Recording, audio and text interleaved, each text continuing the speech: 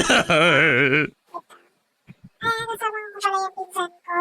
Yung cellphone na ginamit ko sa mag-video is bagong binili lang po. Kasi po, mag-aaral na po ako sa Kinma College dito po sa COC. And kailangan na kailangan ko po ng bagong cellphone kasi nga yung cellphone ko, luma na, naghahang na. Tsaka nagpasama ko dyan sa pinsan ko kasi nga baguhan pa lang ako dito sa Cagayan. At ayan, mabuti at sinawahan ako. Kasama ko nga rin dyan yung mama ng pinsan ko kasi may trabaho.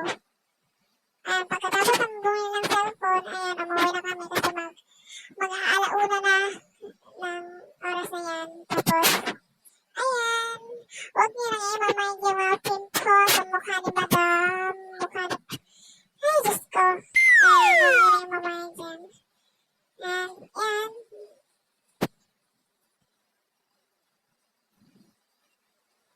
Patingin-tingin sa paligid. Ayan. Hindi ko nga po nabidyohan yung pagsakay namin pero nakasakay na po kami dyan. Nagtatanong nga po ako dyan sa pinsan ko nga, magkano ang bayad, tricycle, ayan. Ang tawag po dyan dito sa Rila. Sa amin po tricycle or sidecar. Ayan. Yan po yung pinsan ko.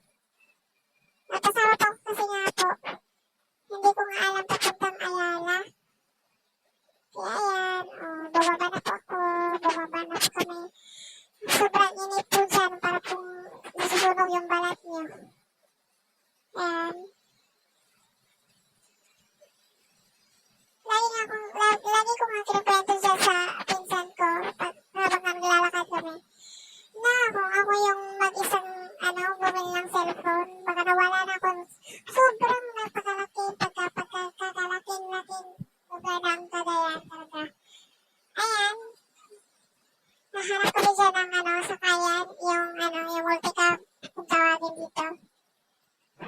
Ayan, nagkwento pa ako dyan, ang cute na mga uniform ng mga bata dyan, estudyante dyan, color pink, my favorite color. Ayan, gawin na kami. Ayan. Ayan. No, first nakakat yung mga video kasi nga, sobrang init. Kailangan ko magpo-focus dyan. Kasi nagtitingin-tingin din ako sa paligid para kung ako lang yung mag-isang bumiyahe, alam ko na kung sa